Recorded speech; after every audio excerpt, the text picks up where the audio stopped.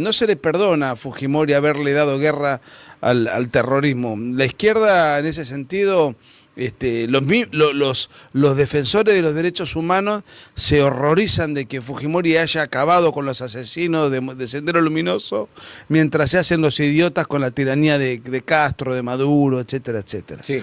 O por ejemplo, Perú. Perú es anarcocapitalista. En Perú no importa quién gobierne, el mercado funciona y rige el destino de los peruanos, e incluso el mercado informal es lo más importante que esta gente tiene. Claro. Es más, digamos, el peruano puede funcionar sin gobierno si quiere. No es izquierdista el peruano, no lo es muy conservador además.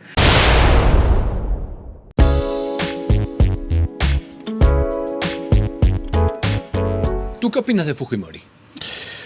No, obviamente, como todo gobernante tiene puntos cuestionables, pero yo, si fuese peruano, Fujimori hizo dos cosas tremendas. Erradicó el flagelo del terrorismo, que era brutal en Perú. Sendero Luminoso, MRTA, les dio su merecido, legítimo merecido, con toda brutalidad, porque al terrorismo hay que darle guerra con todas las herramientas posibles.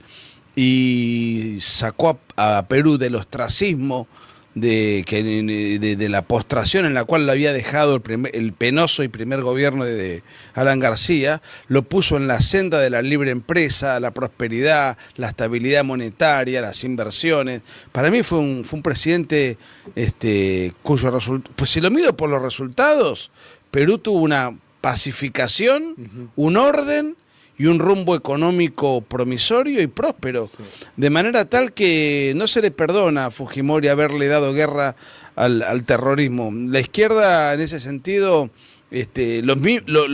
los defensores de los derechos humanos se horrorizan de que Fujimori haya acabado con los asesinos de Sendero Luminoso, mientras se hacen los idiotas con la tiranía de Castro, de Maduro, etcétera, etcétera. Sí, y la semana pasada celebramos un aniversario más de la liberación de los rehenes de la residencia del embajador japonés, un gran logro del gobierno de Fujimori, en donde estuvieron comprometidos también un montón de acusaciones. O sea, te digo, no tengo ningún problema en decir que si yo viviese en Perú, sería simpatizante de él. De Alberto Fujimori. Sí, porque la hija me genera ya algunas... Bueno, pero acá recibimos a un comando en esa noche. ¿Te genera qué? Termina, te corté, termina el... No, que me pareció como que coqueteó mucho con el wokismo, trató de irse hacia el centro. Ahí ha llegado a decir que es de centro izquierda. Bueno... Yo soy el único periodista al que nunca le ha dado una entrevista. Claro. Keiko jamás me ha dado una entrevista. Volvemos a reiterar la invitación y espero que en la campaña me la dé. Pero de derecha no son, eso sí lo he dicho hasta a lo mejor ella quiere blanquear un prejuicio en el apellido, no lo sé. Pero por lo menos en lo discursivo a mí no me convenció. Ok. Y vino un comando en la noche para celebrar el aniversario, que estuvo ahí en la liberación, y... bueno, justamente remueve todo este tema, ¿no? Y yo dije que me parecía sensacional que incluso si estaban rendidos, a los del MRTA los hubieran matado. Porque no me parecía que ningún contribuyente tenía que gastar un sol poniéndole un pan en la boca. ¿Te parece excesiva esa postura? No, para nada. Yo estoy totalmente partidario que al terror... Yo estoy a favor de la pena de muerte. Y es un principio que no riñe con el cristianismo. Santo Tomás lo estaba. Yo estoy a favor de la pena de muerte. Por supuesto que hay países que no lo pueden hacer porque tienen convenios internacionales de derechos humanos. No es tan fácil. Pero, a ver, es una vergüenza que en América Latina, que fue invadida por el terrorismo y por la guerrilla, todavía tengamos en Argentina un montón. Militares octogenarios, nonagenarios en cárceles comunes por habernos salvado de ser un país comunista 50 años atrás. Bueno, Perú tuvo una guerrilla más reciente. Y los que están presos son los militares. Sí. La verdad que es un bochorno. Sí. Con artilugios jurídicos, con presiones internacionales, con lobbies, comisiones de la memoria y de la verdad que desnaturalizan y desfiguran el pasado y que engañan a las nuevas generaciones. Esto y pasa, los terrucos dispararon. Pasa en todos lados esto. Se manejan con la misma... Hacen el mismo juego, el mismo trabajo. Ah, ok. Última consulta antes de ir con los ganadores. Y de Pinochet, tampoco te he preguntado nunca públicamente. ¿Cuál es tu opinión de Pinochet? Bueno, Pinochet, si te lo resumo de esta manera, si Venezuela hubiese tenido un Pinochet, hoy Venezuela sería una potencia mundial. Si hubiera tenido un Pinochet, ¿cuándo? Y a poco Dos de Chávez. ni bien Chávez empezó a forjar su dictadura comunista, que fue lo que hizo Allende, con Fidel Castro, con los guerrilleros cubanos del GAP. Yo tengo un libro sobre Allende, donde lo conozco muy bien el proceso chileno, y yo no tengo ningún problema en decir que yo, si fuese chileno, Simpatizante sí, Pinochet. reconocería históricamente su notable legado. Después puede haber cuestionamientos, puede haber aspectos opinables, discutibles, observables, sí, por supuesto, pero el resultado final fue notoriamente positivo. Ok, del 73 al 90. Ese libro yo lo he leído. Él entrega el poder. Sí. Salvador Allende no planeaba en ningún momento seguramente entregar el poder. Llegó por la vía democrática, pero la comparación no es así, pues, ¿no? O sea, Bueno, Chávez también llegó por la vía democrática, pero el tema no es cómo llegás, el tema es qué ejercés, así es. cómo ejercés el poder, si respetás las instituciones o si modificás la Constitución, perseguís opositores, perseguís a la prensa, te eternizás en el poder. Fidel Castro estuvo en Chile un mes entero, alojado en Chile, dirigiendo la revolución a los grupos guerrilleros, recorriendo ciudades y reuniéndose con todo. Y además, Allende era, desde el año 61, agente financiado de la KGB, que le financiaron la campaña, además, cuando gana en el 70. A partir de ahí empieza la construcción de un edificio totalitario, abortado en septiembre del 73 por Pinochet con el apoyo masivo del pueblo. Esto hay que decirlo, del pueblo y de todos los presidentes de la época, los que habían sido expresidentes, y no de derecha, pero sabían que estaban viviendo una dictadura comunista. Ahora vas a Chile y lo glorifican. En otros tiempos también, ¿no? Era de la Guerra Fría. Exacto, todo tiene una situación histórica. ¿Por qué entregó el poder él? ¿Quién? Pinochet. Pinochet se sometió 3 veces a elecciones. En el 78 sacó el 70% de los votos, elecciones limpias que nadie cuestionó, ni siquiera el Partido Comunista. En el 80 reforma una constitución impecable que además le otorgaba, si ganaba el plebiscito, 8 años de gobierno. O sea, él lo que gobernó hasta fin de los 80 y los principios de los 90 fue por mandato popular. Uh-huh. Y pierde porque podía ir por la reelección, pierde y entrega el poder. Uh-huh. Algo que un comunista jamás hubiera hecho, desde luego. Jamás. Y él sabía seguramente lo que se le venía. Y elecciones incuestionadas desde el punto de vista de la limpieza del comicio. Eso que acabas de mencionar es muy importante porque siempre desde el punto de vista de la derecha se hace una autocrítica, que es que la izquierda tiene un discurso mucho más romántico, mucho más bonito, ¿no? La igualdad, todos igual para todos, nadie tiene que ser ambicioso, todos tenemos que tener solamente lo que necesitamos, en fin, el discurso bonito de la izquierda que conocemos. Y la derecha ha pecado tal vez de economicista y piensa que con un estado financiero convence a masas, y no es así.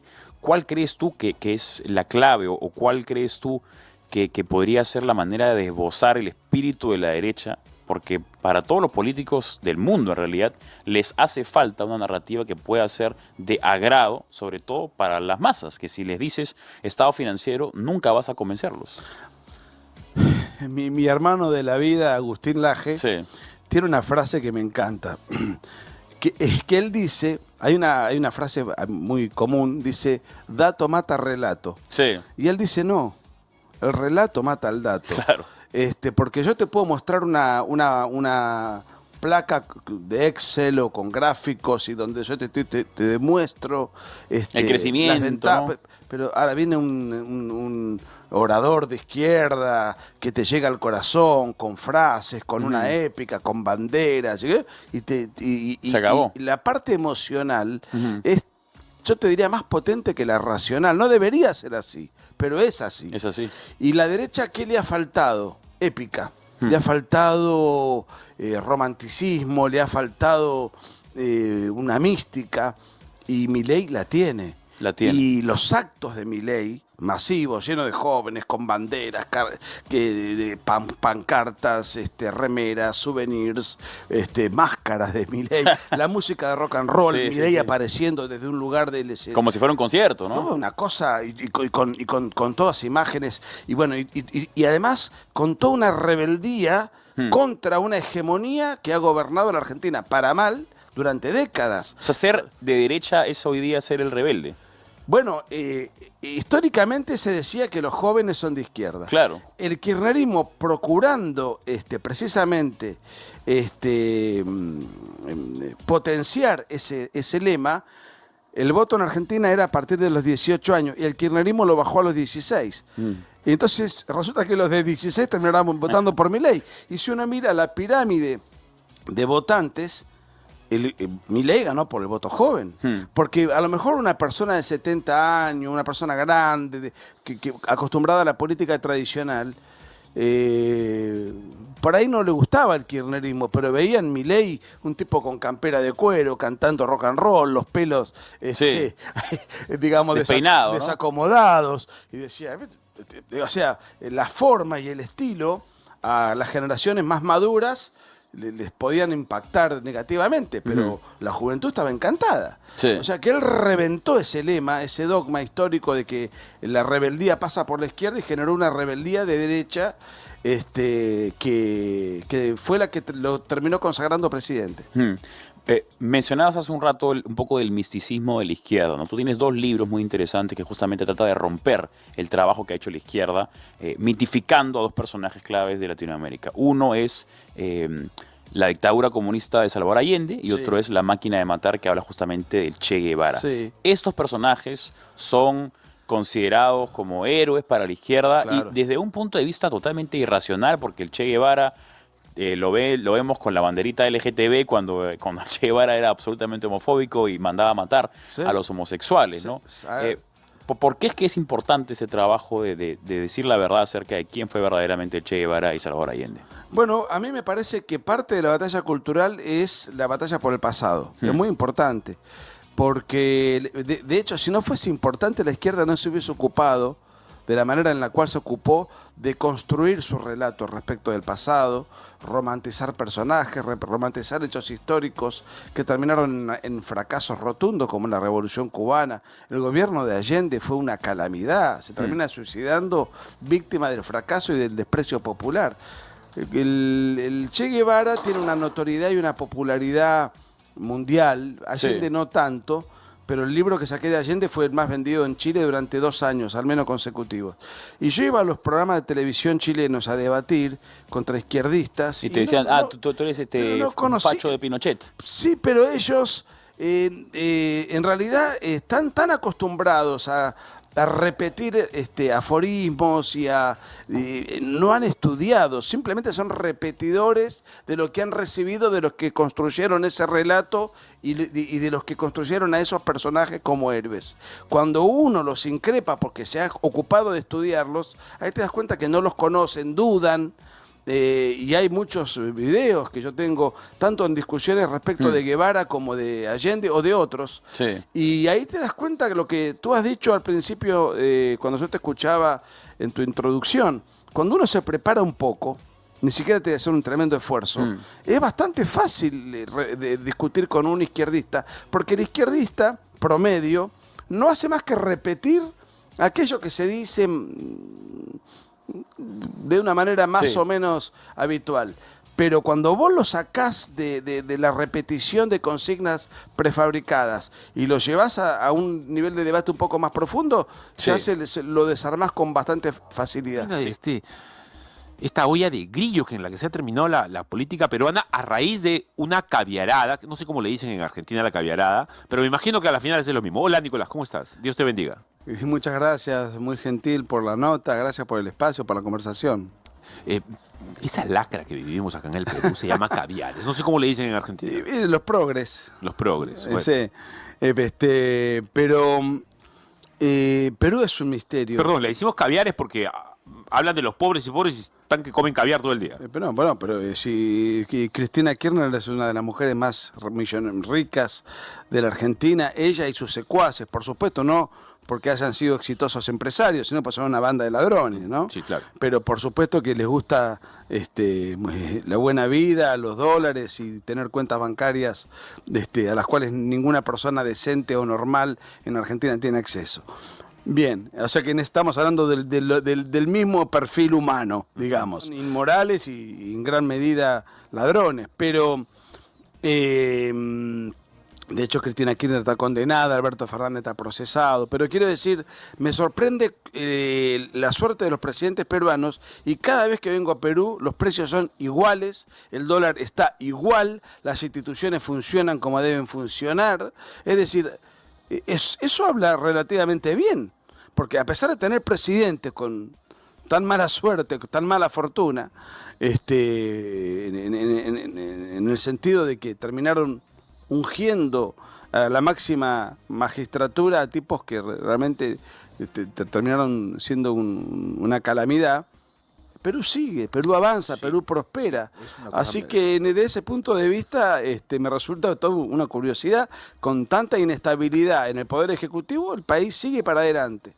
O sea, tiene presidentes que son presidentes, lo cual es muy bueno, porque en Argentina en realidad estamos más acostumbrados al caudillismo y a depender del hombre providencial que nos salve del ostracismo, ¿no? Mira, yo tengo algunas ideas, te las voy a exponer para ver qué opinas sobre la posible respuesta a lo que tú estás diciendo. Eso del caudillismo, acá en el Perú somos también, a ver, tenemos una larga tradición de caudillos que han terminado por la pata de los caballos. Mira, se ha hablado de muchas razones por las que el Perú todavía mantiene una especie de, económicamente, una especie de línea pues, que es así inalterable, ¿no? Sí. Algunos han hablado de la informalidad, a ver, que de alguna manera es una cosa mala, la informalidad en algún sentido, pero es algo que, por ejemplo, nos terminó de salvar el cuello a la hora de la pandemia, ¿no? Cuando cerró todo, los informales, que son un amplio porcentaje en el país, estamos cerca del 70% de gente que está cobrando al día y que hace sus propios emprendimientos casi sin tributar, siguió dándole vueltas a la rueda económica. O por ejemplo, Perú es anarcocapitalista. En Perú no importa quién gobierne, el mercado funciona y rige el destino de los peruanos e incluso el mercado informal es lo más importante que esta gente tiene. Claro. Es más, digamos, el peruano puede funcionar sin gobierno si quiere. No es izquierdista el peruano, no lo es muy conservador además. Por un accidente de su sistema político, donde se presentan 20 candidatos al mismo tiempo, uno pasa a segunda vuelta con 15 puntos. Y pasó con 15 puntos frente a Keiko Fujimori, un maoísta que atraía al votante del sur del Perú y terminó ganando por el odio hacia la familia Fujimori. Claro.